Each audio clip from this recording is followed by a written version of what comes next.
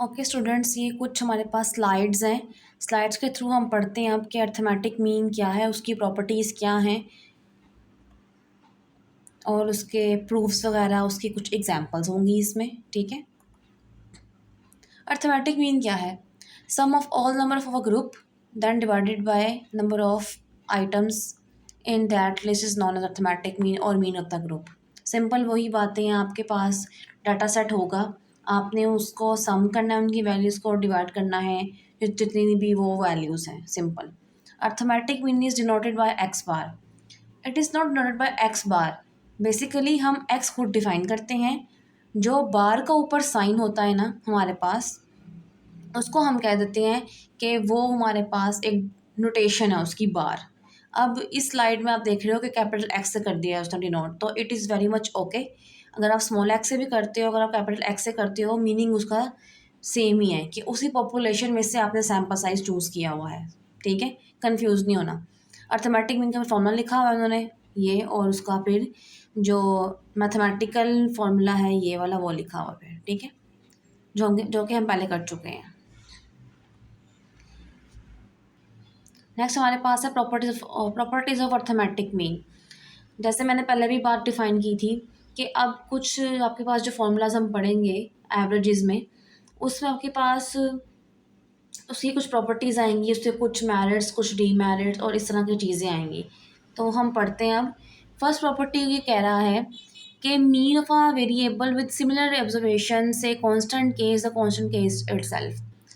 किसी भी data set में अगर सारी की सारी वैल्यू सेम हैं या कोई भी एक कांस्टेंट जो है वो रिपीट हो रहा है आपके डाटा सेट के अंदर, तो जब आप उसका मीन लोगे तो वही आएगा। ये उसकी प्रॉपर्टी है मीन की। ठीक है, मीन इज अफेक्टेड,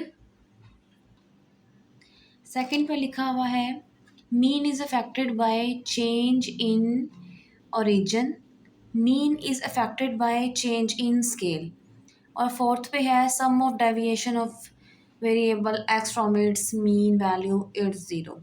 अब इनके मतलब क्या है, इनको अब हम एक्सप्लेन करेंगे। ये मीन की प्रॉपर्टी है, ये बहुत बेसिक बेसिक प्रॉपर्टी आपके पास है। ठीक है, जो बुक मैं फॉलो कर रही हूँ उसके अंदर थोड़ी सी एडवांस लेवल की हमारे पास लिखी हुई प्रॉपर्टीज़। ठीक है, दिखा देती हूँ मैं आपको।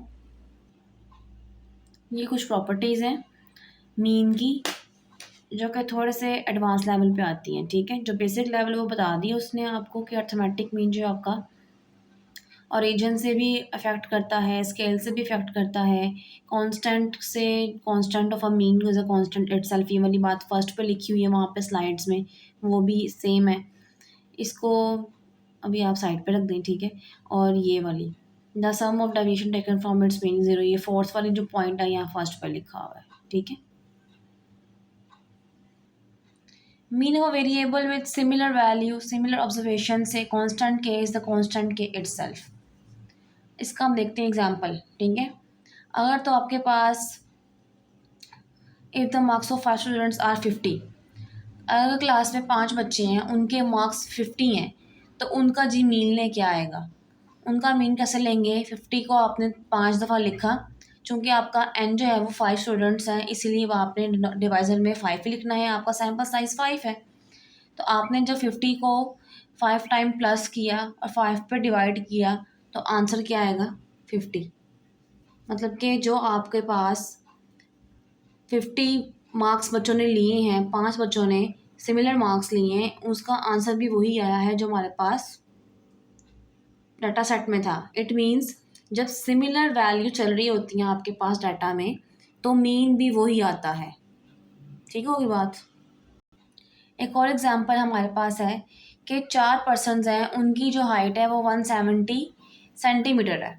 उसका अर्थमेटिक मीन फाइंड आउट करें। आपने क्या करना है, 170 को 4 दफ़ा लिखना है, डिवाइड किया उसको 4 पे, क्योंकि 4 पर्सन है आपके पास, सैम्पल साइज़ 4 है।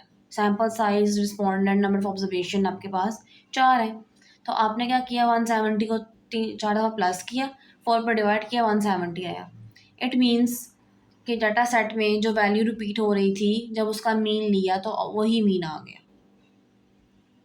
Mean is affected by change in origin का मतलब क्या होता है?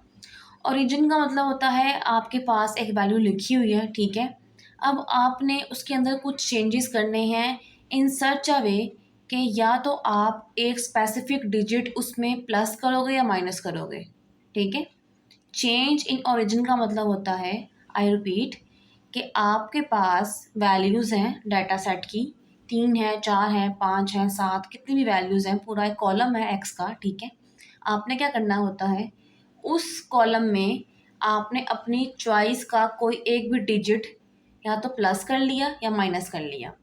अब ये काम करने से ऑब्वियस सी बात है, आपका जो मीन है, जो आपका डाटा ओरिजिनल गिवन है, आपने उसमें कुछ प्लस माइनस किया है, तो आपके पास ऑब्वियसली एक आ गया न्यू डाटा, ठीक है। उस पुराने डाटा का उस न्यू डाटा के साथ जब आप कंपेयर करोगे मीन, तो कोई ना कोई डिफरेंस होगा, ठीक है, क्योंकि आपने एक कांस्टेंट सी जो है वो उसके अंदर प्लस या माइनस किया है। ये मैं अभी करके दिखाती हूँ आपको, ठीक है।